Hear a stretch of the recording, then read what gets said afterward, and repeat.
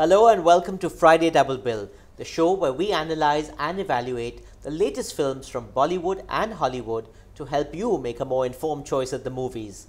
I'm Fahad Samar and this is Mayank. And we're always in the theatres as it turns out. And so far as talking about theatres is concerned, it may not be the most spectacular weekend, but I can promise you one thing, there's a lot of choices to pick from. Starting with Terminator Genisys, then there is Pitch Perfect 2, and then there is Max, and the Hindi film Miss Tanakpur Haazir. When John Connor, leader of the human resistance, sends Sergeant Kyle Reese back to 1984 to protect Sarah Connor and safeguard the future, an unexpected turn of events creates a fractured timeline. Now, Sergeant Reese finds himself in a new and unfamiliar version of the past where he is faced with unlikely allies, including the Guardian, played by Arnold Schwarzenegger, dangerous new enemies, and an unexpected new mission. Alan Taylor directs this James Cameron sci-fi classic as a rebooted first installment of a new trilogy. Well, firstly, thank you very much, Fahad, for letting me know this is actually part of a trilogy. I had no idea about that. So that means there are two more to go. So far as this one is concerned, at least from a point of view of the concept itself, Fahad, you're looking at a person who goes to the future, then comes back to the present, or goes back to the past, then goes back again to the present. And what I kept thinking about was what happens to that person when he's in future? Is he not in present? And when he's in present, what happens to him in his past tense? When he's in past tense, frankly speaking, if I wasn't thinking so much about this picture, I may have perhaps enjoyed it far more. It somehow reminded me of Looper, if you remember, the 2012 Bruce Willis film, where, of course, they make a hue and cry about it because the entire film is on that concept. But here, it really, at least conceptually, was making very little sense to me. How about you, Fahad? Well, I wasn't getting tense about the past, present or future. The idea is just to relax, lie back and let the Terminator, good old Arnold Schwarzenegger at the age of 67 is back, and this time, like you pointed out, it's a bloody trilogy. Right. So we're going to endure 3 such films.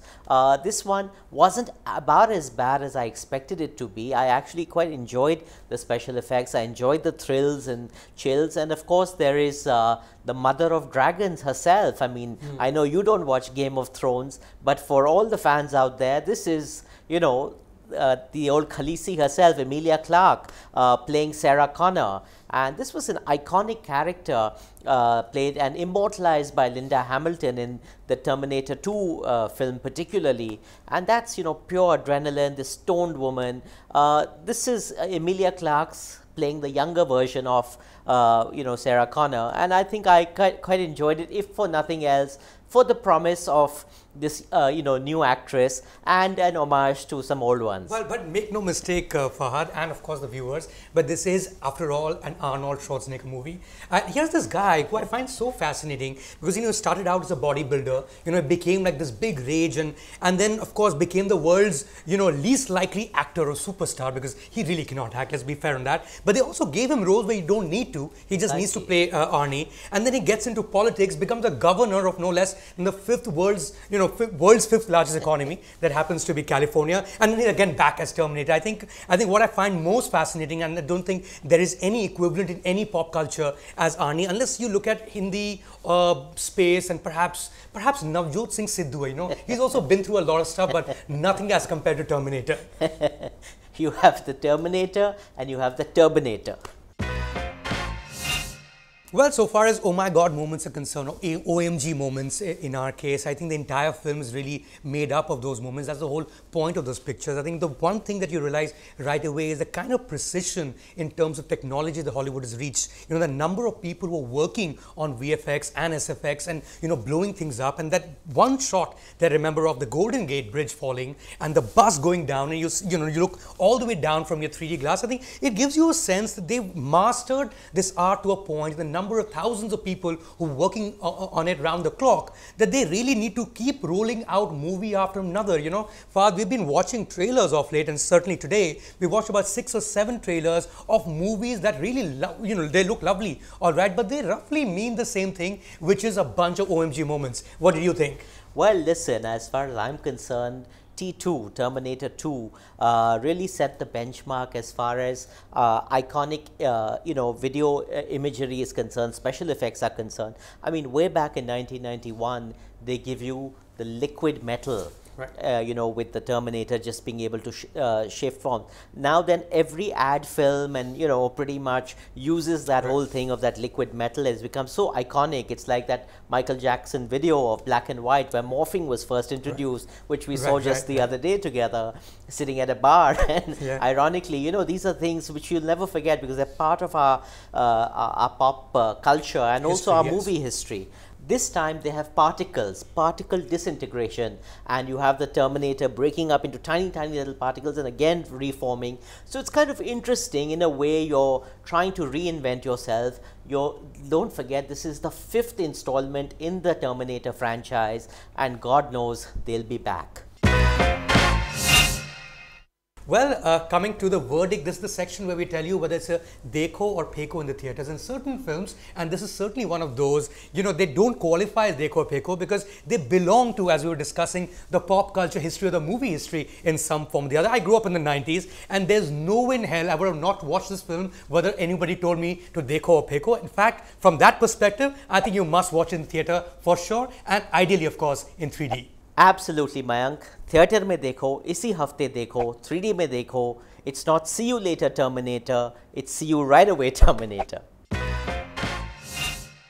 Pitch Perfect 2 is about a female a cappella singing college team. After a humiliating command performance at Lincoln Center, in which Fat Amy, one of the singers, inadvertently flashes her private parts to President Obama, the Baden Bellas singing team enter an international world championship that no American group has ever won in order to regain their status, their right to perform, and their dignity. Elizabeth Banks directs this musical sequel in which she also acts. Well, I'm sure, Fahad, you remember, and I certainly do. Only a few weeks back, we watched this Bollywood film called ABCD or Anybody Can Dance 2. Now, that was a genre picture, of course, a dance picture. And, the story, or in terms of plot line, if you look at it, the end and the beginning are roughly the same because, there is the team, they go through embarrassment, and there is towards the end that they need to redeem themselves as a group. Now, this is precisely watching all over again, of course, coming from Hollywood, which isn't to say that ABCD wasn't coming from Hollywood also. I mean, in some ways, it was inspired as a genre movie. Of course, we're looking at not a dance group, but an a cappella group. It's in every way possible, I think, a Bollywood movie. For one, that it may be a musical, but it's not exactly a musical in the sense that the stories are, go forward because of the songs. Nobody's actually singing in that sense. The songs appear for their own sake. It's also a Bollywood film primarily to a large extent because I saw this one song being shot here, which is also a lip-syncing song, which is something that Bollywood stars seem to do much better than the girl we saw in the film. So, in some form, this is a, inferior Bollywood movie in that sense. And I think last point that needs to be said, and I don't know whether you felt the same. Firstly, this is an a cappella movie, but it's actually no a cappella going on. There are lots of portions of the film where that this is not the sound that's coming from people's mouths, but actually being used, where real instruments are being used. What do you think of the film? Well, I disagree with you on that front because they have to stay true to that, and to a large extent they do. They've used a lot of top of the line a cappella singers, and you'll be intrigued to know that good old Indian group from Penn University, Penn Masala, Penn Masala perform and appear in this. Other than that, it's pure formula. I mean, even that German team in ABCD 2, which was the villains, because they're so Teutonic and so aggressive. Here again, you've got, so the poor Germans are still getting a bad rap after all these decades, and the villains of the piece. Everything about the film smacks of one cliche after the other, and eventually you're so grateful that it's over. Well, it's verdict time, of course, and I guess you get a sense of exactly where this is going. But so far as I'm concerned, I must give you a few warnings, or maybe they're not warnings, they're actually reasons why you must watch this film. There's a lot of estrogen in this movie to start with, which is just the opposite of a lot of films where there's a lot of testosterone. Of course, there's a lot of singing, there's a lot of dancing. It's a formula picture. A lot of us actually like those films. Frankly speaking, if I'd watched it on TV, perhaps on a flight, I would have enjoyed it far more. So that's what it is. It's a TV pe dekho from my side. Well, you know, unlike you, Mayank, a lot of people out there are going out in droves to watch this film. It's already picked up $181 million at the US box office. It's obviously a juggernaut, and given how clumsily directed and what a wafer-thin plotline it has, it's just that people who enjoy things like Glee and, you know, it's clearly out there. So if you're a college kid or you're someone who enjoys music in that way, it's probably the film for you. So dekho, theater mein dekho, if that floats your boat. Personally, I thought Pitch Perfect 2 was off-key. Max is a precision-trained military dog who works alongside his handler, US Marine Kyle Wincott, in strife-torn Kandahar.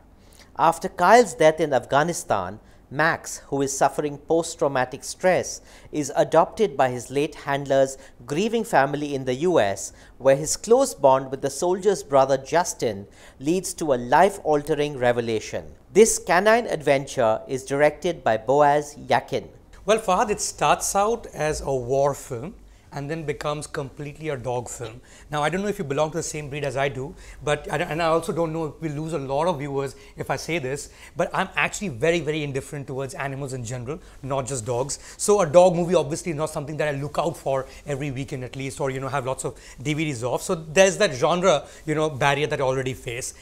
One thing though, of course, that does fascinate me about movies set around animals is how difficult or it must be to direct animals in the first place. It's hard enough to direct human beings, you know, in films in terms of actors, and I've watched a few movies where you know, the making of movies, and as it turns out, a lot of the times the animals are also not the same. So the dog that we saw throughout was probably not the same dog. But beyond that, I think this is not a movie that was certainly made for me, keeping me in mind as an audience. How was it for you? Well, listen, you know, Alfred Hitchcock famously said, never work with children and animals. In this case, there's children as in young adults. There's, of course, the animal, this dog Max, who's the wonder dog. I mean, for, you know, a generation that has grown up on Lassie and then, you know, continues in that whole tradition. Even a film like Marley and Me has touched so many hearts. It was such a huge hit. It's because, obviously, the connection between man and man's best friend is immeasurable. I think you're in a huge minority when you say that, you know, you're indifferent to animals, because most people love dogs particularly. I certainly do, and I think that you know, these are the dogs of war. I mean, there's about 3,000 these canines that are there out in Iraq and Afghanistan doing service for the US Marines. In fact, the same breed of dog, the Belgian Malinois, was used in the attack for Abbottabad and, you know, the ones that got Bin Laden eventually. So that's an interesting piece of trivia as far as this dog canine unit is concerned.